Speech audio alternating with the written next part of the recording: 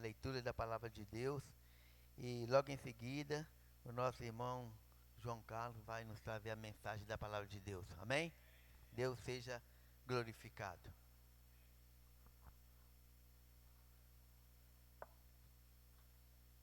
Bom dia, igreja. Que a graça e a paz de Deus, nosso Pai, de Jesus Cristo, estejam com todos nós. A leitura de hoje está em Efésios, capítulo 2.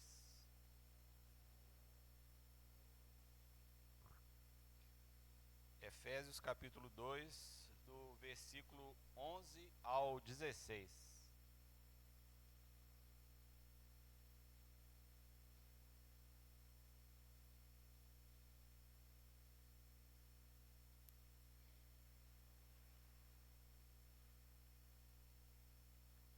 Lembrem que vocês, os não-judeus, eram chamados de incircuncidados pelos judeus, que chamam a si mesmo de circuncidados por praticar circuncisão. Lembrem do que vocês eram no passado. Naquele tempo, vocês estavam separados de Cristo, eram estrangeiros e não pertenciam ao povo escolhido de Deus. Não tinham parte nas suas alianças, que eram baseadas nas promessas de Deus para o seu povo. E neste mundo viviam sem esperança e sem Deus. Mas agora, unidos com Cristo Jesus, vocês que estavam longe de Deus, foram trazidos para perto dele pela morte de Cristo na cruz. Pois foi Cristo quem nos trouxe a paz, tornando os judeus e os não-judeus um só povo. Por meio do sacrifício do seu corpo, ele derrubou o muro de inimizade que separava os judeus dos não-judeus. Ele acabou com a lei, juntamente com seus mandamentos e regulamentos, e dos dois povos formou-se um povo, novo e unido com ele. Foi assim que ele trouxe a paz. Pela sua morte na cruz, Cristo destruiu a inimizade que havia entre os dois povos. Por meio da cruz, ele nos uniu em um só corpo e o levou de volta para Deus. Palavra do Senhor.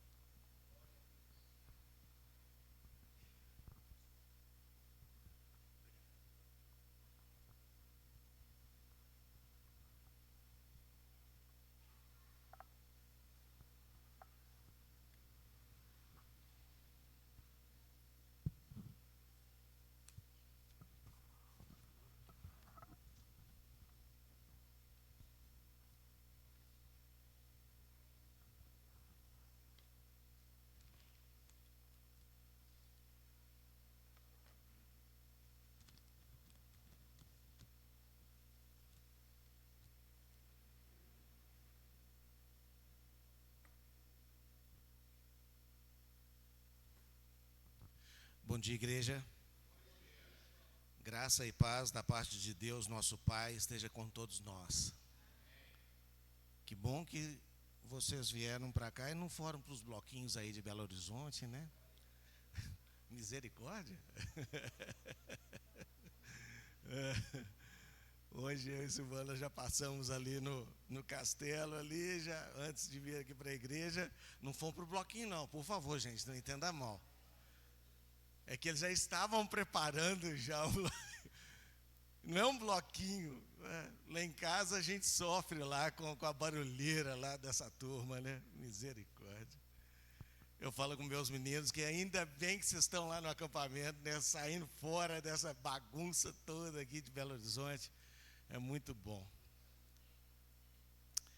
Eu fiquei triste com essa notícia de que a Marge foi para os céus, não pelo fato dela ter ido para os céus, mas porque Glover e Marge fizeram parte realmente da nossa história. Eu e Silvana tivemos oportunidade de conviver com eles há algum tempo. Eu lembro que também, talvez Tiago deva lembrar deles, não, um pouquinho. Cláudio lembra deles também, Cláudio? Cláudio foi lá no banheiro. Mas Cláudio deve lembrar deles também. A a gente sabe que nós vamos encontrar lá nos céus qualquer dia desses, né? O irmão Ronaldo também está trabalhando hoje, por isso que ele não está conosco aqui hoje pela manhã, né? Deus possa estar abençoando o compromisso dele, né, no trabalho. Infelizmente, às vezes, trabalhar no domingo é muito chato, mas acontece, né? Nós vamos falar hoje um pouquinho lá em Efésios capítulo 2, essa leitura que o Herbert fez para a gente de versículos 11 até o versículo 16, do muro da separação. O apóstolo Paulo, ele usa uma metáfora. A metáfora é um subterfúgio de linguagem, né, que as pessoas utilizam para fazerem comparações, não é? Por exemplo, a Silvana é uma flor. Oi, gente, vocês não vão falar nada? Amém, irmão. Amém? Mas não, ela é. É uma comparação, não é? Mas ela realmente é uma flor? Realmente? Não, não é. Mas ela é como se fosse, né? Então a gente lembra da beleza da flor, do cheiro da flor, não é? Uma outra comparação também que a gente podia falar é dar murro em ponta de faca. Nós não vamos realmente dar um murro na ponta de faca, mas é uma comparação. Então, uma figura de linguagem que é utilizada. E Paulo, ele utiliza de um muro de separação. Algumas linguagens da Bíblia, né, algumas traduções, falam sobre no muro de inimizade, uma barreira de inimizade, essa que Paulo descreve, né, que existia entre judeus e gentios.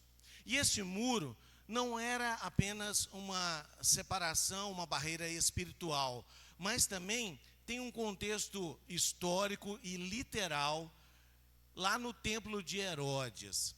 Nós vamos falar um pouquinho sobre a simbologia do muro e a reconciliação em Cristo e as implicações práticas para a igreja hoje. Aquilo que aconteceu lá com os judeus e os gentios tem uma aplicação prática para nós hoje. O contexto histórico. No templo de Herodes, o local que era mais importante para os judeus sobre a adoração a Deus, havia várias divisões. Vocês vão ver daqui a pouquinho, eu vou colocar no telão para a gente. Não sei se vai ficar muito claro, é uma figura que nós vamos ver. Mas existia o pátio dos gentios. O pátio dos gentios, ele ficava por fora do templo praticamente, né, onde as pessoas faziam a adoração, né, onde os gentios não podiam ir. Eles tinham só acesso a uma área restrita. Eles não podiam entrar nessa área sagrada.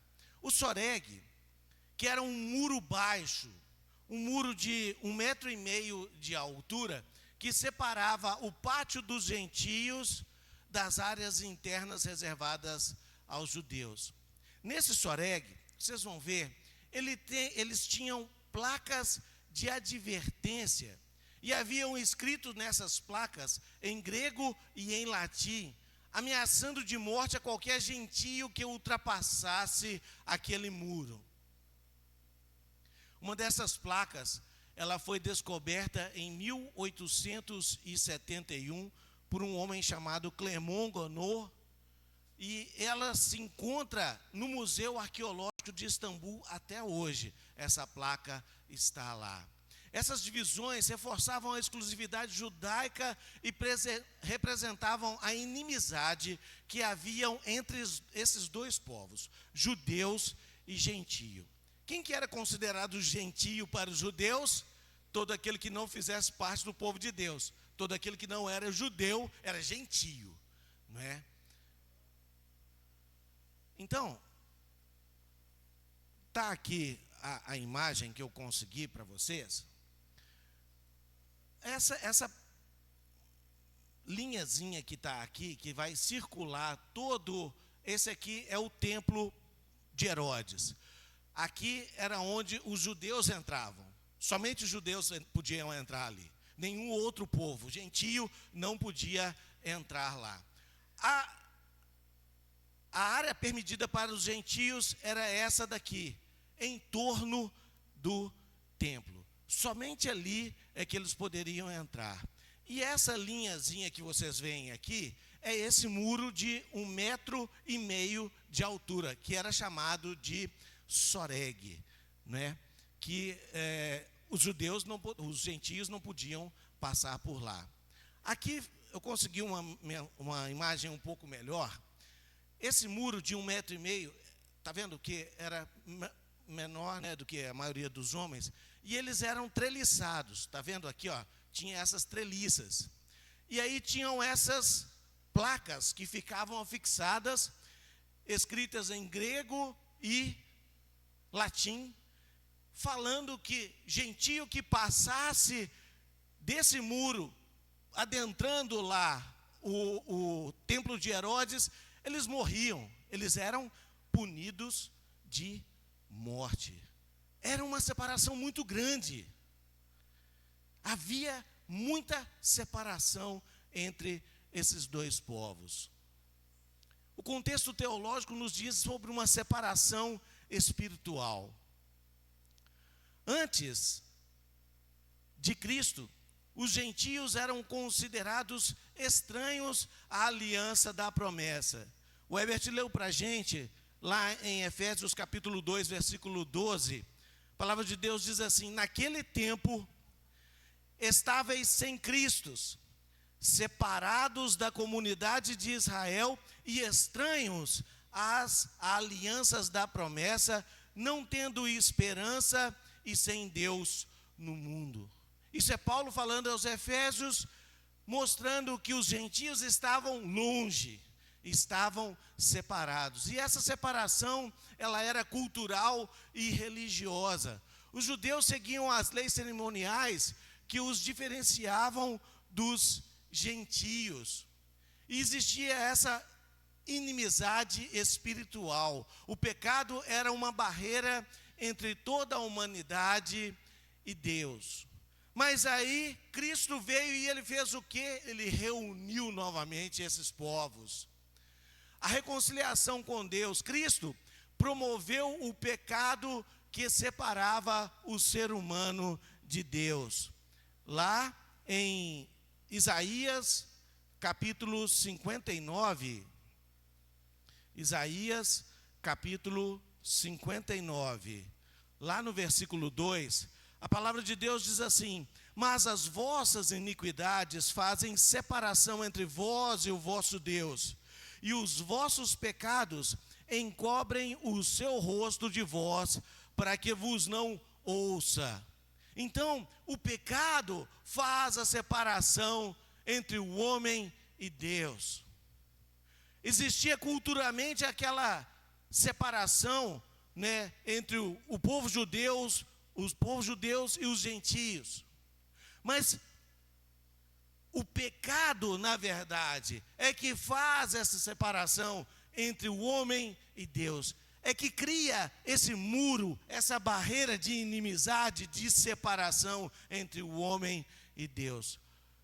Só que Jesus, né, a reconciliação entre judeus e gentios, a lei cerimonial foi cumprida em Cristo. Lá em Mateus capítulo 5, versículo 17, se você ver lá, ele fala que, Jesus fala que ele não veio aqui para, qual que é a palavra que ele usa lá? Revogar a lei. Ele não veio para revogar a lei, mas ele veio para cumprir a lei. E ele cumpriu a lei. E aí ambos agora têm igual acesso ao Pai. Voltando lá em Efésios capítulo 2, a leitura que o Herbert fez, Efésios capítulo 2, lá no versículo 15, aliás, versículo 15, a palavra de Deus diz assim: aboliu na sua carne a lei dos mandamentos na forma de ordenanças, para que dos dois criasse em si mesmo um novo homem, fazendo a paz, e reconciliasse ambos em um só corpo com Deus, por intermédio da cruz, destruindo por ela a inimizade. E vindo, evangelizou paz a vós outros, que estáveis longe, e paz também ao que estavam perto, porque por ele ambos temos acesso ao Pai em um Espírito. Então Cristo quebrou, acabou com essa barreira de separação, de inimizade que havia, e ele fez dos dois um único povo. Lá no versículo 14, o Herbert leu para a gente assim: porque ele é a nossa paz. Ele quem? Jesus. Então Jesus não é alguém que traz a paz, ele é a nossa paz. Então quando nós lemos na palavra de Deus que Jesus fala que a minha paz eu vos dou, não vou-la dou como o mundo a dá. É essa paz, o próprio Jesus, que ele não nos traz paz, ele é a paz. E ele acabou com a inimizade que existia entre esses dois povos.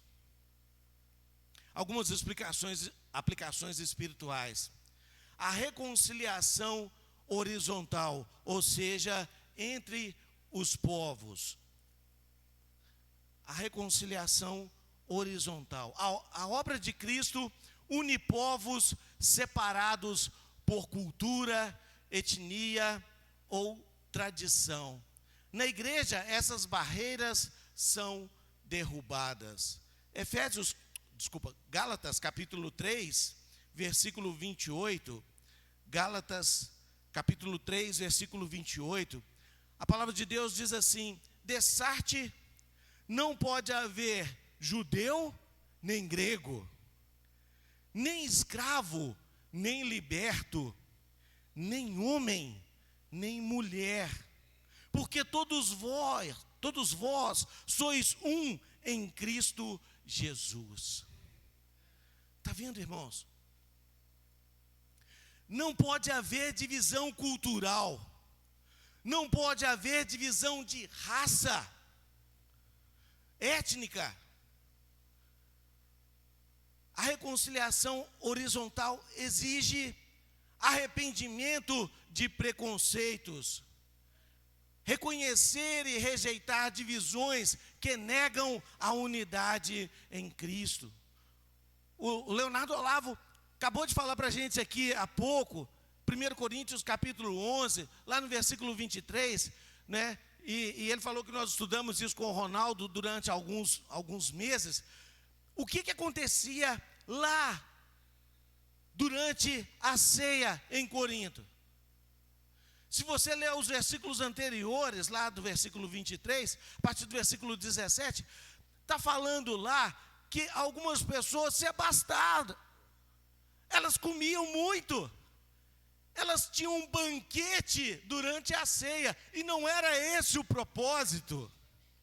Enquanto alguns comiam adoidado, outras pessoas passavam fome. Que divisão é essa? Se aconteceu lá no primeiro século, pode acontecer conosco agora também, irmãos. Olha para o seu irmãozinho do lado, e se ele estiver passando necessidade, se ele estiver passando fome, ajude-o. É isso que nós temos que fazer, no duro, no sério. Não pode haver divisão. Nessa parte horizontal, exige-se que nós tenhamos um arrependimento de preconceitos. Exige-se também que nós tenhamos acolhimento e inclusão. Buscar integrar pessoas de diferentes origens na comunhão da igreja. eu não estou vendo aqui, mas tem alguns irmãos que foram apresentados aqui semana passada, né, Carlos? Lá da Venezuela. São irmãos em Cristo que estão lá na Venezuela. Nós acabamos de falar aqui sobre Glover e Margie Chip. Eles vieram lá da sua terra, lá dos Estados Unidos, e fizeram um trabalho aqui em Belo Horizonte e plantaram a sementinha. Tanto é que a igreja do Carlos Prates está lá até hoje. Existe a igreja lá e ela está lá, a igreja de Cristo. E eles fizeram um trabalho. Então precisa-se haver acolhimento e inclusão, buscar integrar pessoas de diferentes origens na comunhão cristã. Existe uma expressão na psicologia que se chama o pensador crítico. Vocês já ouviram falar sobre essa expressão? Pensador crítico. O pensador crítico é aquela pessoa que pensa, avalia o que a outra pessoa faz. É o que os irmãos lá em Bereia faziam. Eles escutavam as mensagens e eles iriam lá nos livros e olhavam para ver se aquilo que eles estavam falando estava correto. E é isso que você tem que fazer, meu irmão. O João falou alguma coisa aqui, vamos lá para ver. Gálatas 3:20. Vamos ver se é isso que o João está falando, está certo. Vocês têm que comprovar. Vocês têm que olhar isso. É ser um pensador crítico. Pensar e avaliar o que a outra pessoa diz. Se ele está correto, joia. Se não está correto, irmãozinho, vem cá, deixa eu te falar para o seu negócio. Não está correto. Vamos conversar aqui. O pensador crítico, ele tem convicções, mas ele sabe conviver com convicções diferentes. Está diferente? Opa, vamos ver o que está acontecendo. O nosso ponto em comum é a palavra de Deus. Nós temos que estar de acordo com a palavra de Deus. Esse é o nosso ponto de partida. Não tem como a gente ir para outra biblioteca que não seja a Bíblia. Mas se existem convicções diferentes, nós temos que avaliar, ser pensador crítico. Pensar e avaliar o que está acontecendo. Porque quando isso acontece, nós nos tornamos o quê? Tolerantes. Nós nos tornamos tolerantes. É esse o acolhimento e inclusão que nós precisamos ter, irmãos. Nós precisamos tolerar as outras pessoas. O João é chato pra caramba. Oh, não, vou falar eu não. O Cláudio costuma falar de manhã aqui que ele é feio, bobo e chato. É nessa sequência, eu não sei se é nessa sequência, mas o Cláudio é feio, bobo e chato. Mas nós temos que tolerar o irmão. Ele chegou aqui na frente, nós vamos avaliar o que ele está falando. Pensador crítico, estão entendendo? Pensador crítico. Acolhimento e inclusão nessa parte horizontal. Já a reconciliação vertical. Cristo é o mediador entre Deus e os homens. Aí é nessa parte, é vertical. 1 Coríntios capítulo 2. 1 Coríntios capítulo 2. Lá no versículo 5. Perdão, eu estou com Coríntios na cabeça. 1 Timóteo. O Eduardo está ali, é Timóteo, eu não estou escutando, né, Eduardo? 1 Timóteo, capítulo 2, versículo 5, a palavra de Deus fala assim, está vendo? É um irmão pensador crítico. Ele leu e ele avaliou o que era. O cara falou Coríntios, mas é Timóteo, obrigado, meu Eduardo. 1 Timóteo, capítulo 2, versículo 5, a palavra de Deus fala assim, porquanto há um só Deus e um só mediador entre Deus e os homens, Cristo Jesus, homem. A palavra de Deus diz que é Cristo Jesus, mas não é o Espírito, aquele Espírito que conseguia passar pelas paredes e entrar. Outro dia até o Eduardo estava falando sobre isso durante uma ceia aqui, que ele dirigiu. Jesus aparecia nos lugares onde os discípulos estavam reunidos.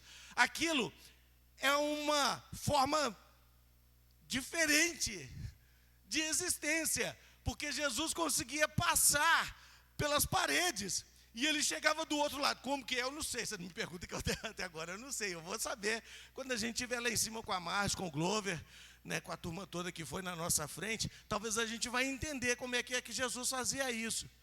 Mas o mediador entre Deus e os homens é Jesus Cristo, homem. Você sabe por que isso, irmãos? Nós estamos estudando com o Cláudio sobre a cruz de Cristo. E nós estamos vendo tanta coisa injusta, tanta mentira que fizeram para punir Jesus, para levar Jesus lá para a cruz. E hoje ele até se indignou aqui, acho que ele até estava querendo ir lá naquelas negócios que acontecem lá no Nordeste, para dar um couro no povo lá que fica batendo no Jesus, não, mas é Jesus de mentirinha, né? Que eles fazem a representação lá no Nordeste.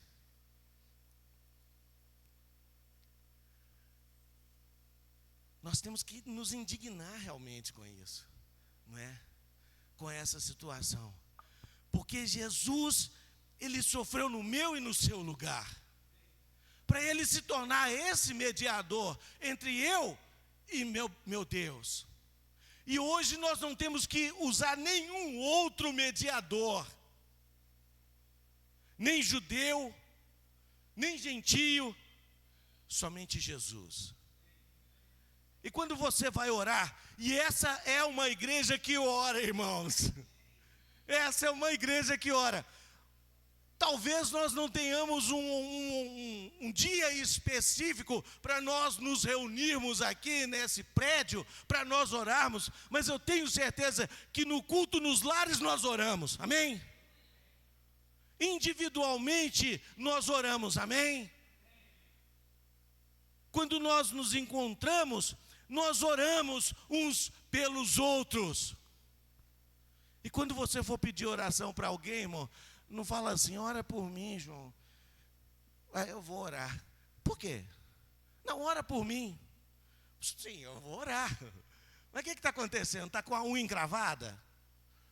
Está precisando fazer o quê? Não, é que eu vou, ora por mim. Eu vou orar. Mas a gente tem que ser específico, irmão. Certo?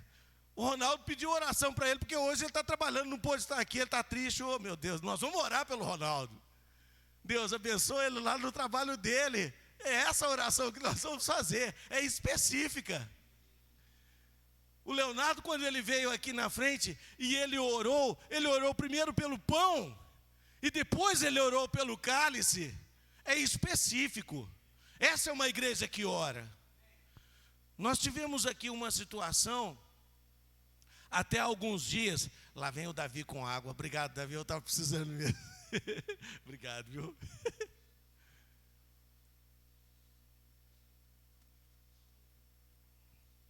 Nosso irmão Marquinhos, ele e a Emily estão lá no acampamento, esse final de semana. E ele chegou aqui na frente e falou assim, eu preciso que a igreja ore.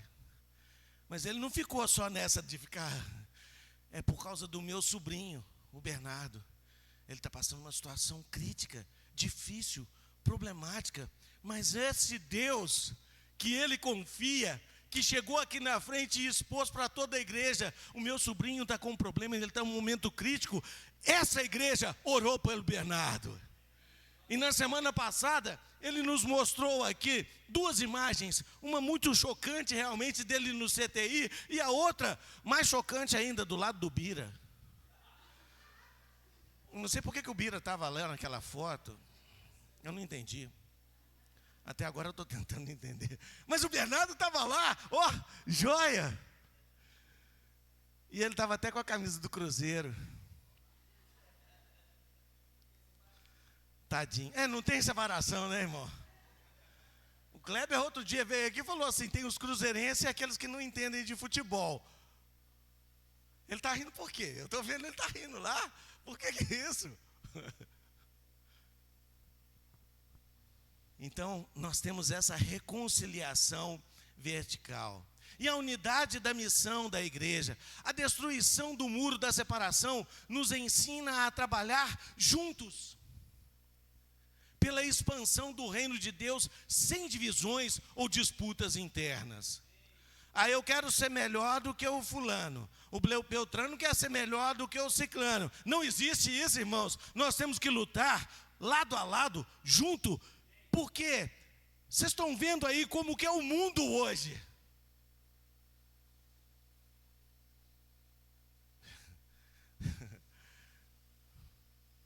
Quando a gente estava descendo aí, passou 2 rapazes, e um estava deprimente, vestido igual mulher, com roupa de mulher. E a Silvana falou assim: misericórdia, o que é isso? É homem ou mulher? É esse o mundo que nós enfrentamos. E é essa a unidade que nós temos de ter para expandir o reino de Deus nesse mundo. E tem que ser assim, irmãos, sem divisões, lado a lado, eu e você juntos. A unidade da missão da igreja tem que ser preservada. Algumas reflexões práticas. Quais muros de separação ainda existem na sua vida ou na igreja? São divisões culturais, de classe social, de tradição religiosa. Eu conheço algumas pessoas, pasmem, algumas vezes, são raras, mas algumas vezes, o dirigente aqui de cânticos, ele chega para o pregador ele tem que estar preparado para tudo. Ele fala assim: irmãozão, nós vamos fazer o seguinte, a pregação hoje vem primeiro do que a ceia e a... Não pode, não pode, não. Tradição religiosa.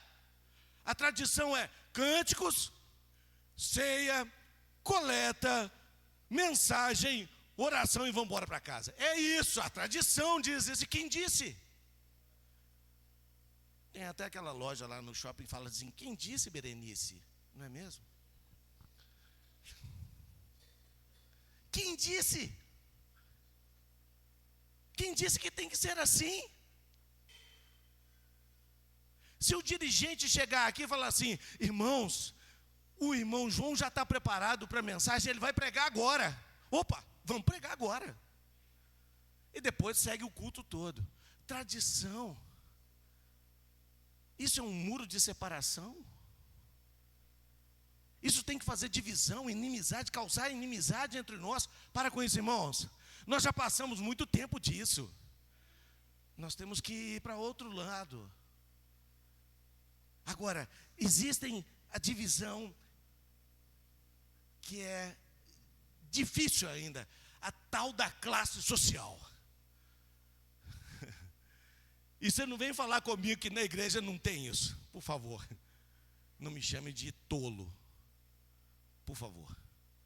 Mas nós temos que acabar com isso de uma vez por todas na igreja. Não pode haver divisão de classe social. O que ele é? O que ele tem? Ele trabalha com o quê? Para com isso, irmão. Para com isso. Porque quem nos uniu aqui foi Cristo. Não foi a classe social. Não foi o quanto de dinheiro que ele tem na conta e que eu não tenho. Por favor. Outra, como você pode ser instrumento de reconciliação? Perdoando, acolhendo e promovendo a unidade em Cristo. Nós precisamos ser esse instrumento de reconciliação. A igreja precisa estar unida. A igreja precisa ter um único propósito. Quantas vezes que nós lemos aqui hoje pela manhã que existe só um Deus, um só Espírito, um só Senhor, uma só igreja. Você vive com acesso pleno a Deus? Aproveite essa liberdade de ter comunhão direta com Ele, sem intermediários. Qualquer irmãozinho pode chegar aqui na frente e falar assim: eu quero fazer uma oração. E nós vamos obedecer esse irmão, e nós vamos, se possível, ficar de pé, e nós vamos orar junto com ele, porque ele tem acesso direto ao Pai. Não tem mais divisão vertical, e muito menos deva existir divisão horizontal. Para a gente concluir hoje pela manhã, Cristo é a nossa paz. A minha paz eu vos dou, não vou lá dou como o mundo a dá. Quem é a nossa paz? Cristo. Ele nos traz a paz, não é isso? Não, Ele é a paz. Cristo é a nossa paz. E Ele derrubou o muro que dividia povos e nos reconciliou com Deus. Esse chamado à reconciliação nos desafia a viver em unidade e testemunhar a transformação que somente o Evangelho pode trazer. Que Deus possa nos unir, que Deus possa nos abençoar para sermos de fato uma igreja que não haja divisões de nenhuma espécie, ok? Nós temos um cântico, Marquinhos? Ou nós podemos fazer uma oração? Pode? Vamos ficar de pé, irmãos, por gentileza? E nós vamos utilizar dessa nossa liberdade que nós temos e usar um intermediário que é Jesus, direto com o Pai. Olha para vocês verem como é que é prática a coisa, está vendo? Nós vamos orar. Nós vamos orar. E nós vamos orar direto a Deus, através de Jesus. Incline a sua cabeça. Ó Pai bendito e maravilhoso, somente Tu deve ser honrado desde agora para todo sempre, ó Pai. Que nós possamos usar toda a nossa força, todo o nosso ser para Te glorificar, ó Pai. Que o Senhor possa receber esse culto com aroma suave e agradável diante do Teu trono, ó Pai. Porque nós queremos cultuar a Ti, ó Pai. Nós queremos render a nossa vida diante dos Teus pés, ó Pai. Que o Senhor possa abençoar a essa parcela da Sua igreja que se encontra aqui nesse momento, ó Pai. Que o Senhor possa abençoar a todas aquelas pessoas que não estão aqui, mas de alguma forma estão Te adorando, estão Te louvando, ó Pai. Pai, perdoa os nossos pecados, Senhor, para que nós possamos cada vez mais nos reconciliar contigo, ó Pai.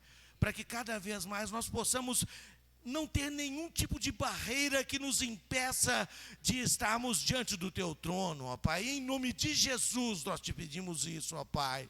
Que essa igreja seja realmente uma igreja vitoriosa, Pai. Que possamos vencer as forças do maligno, ó Pai. Que durante esse período, nesse final de semana, nós estamos vendo que cresce muito, Senhor. Cresce muito. Mas nós temos a Jesus, que nos dá a vitória, ó Pai. Que já nos fez vitoriosos. Nós somos, aliás, muito mais que vencedores, ó Pai. Porque nós acreditamos em Ti. Nós rendemos a nossa vida a Ti e nós nos reconciliamos contigo através da morte vicária de Cristo. Obrigado, Senhor. Que o Senhor possa nos dispersar nesse momento, ó Pai, sob as Suas bênçãos, ó Pai. Que possamos ter uma semana abençoada. Que nós possamos, ó Pai, falar para todas aquelas pessoas que nós encontramos que Jesus é magnífico, Ele é maravilhoso, ó Pai. E que hoje pela manhã nós exaltamos o Seu nome. Em nome de Jesus nós te oramos. Amém, Senhor.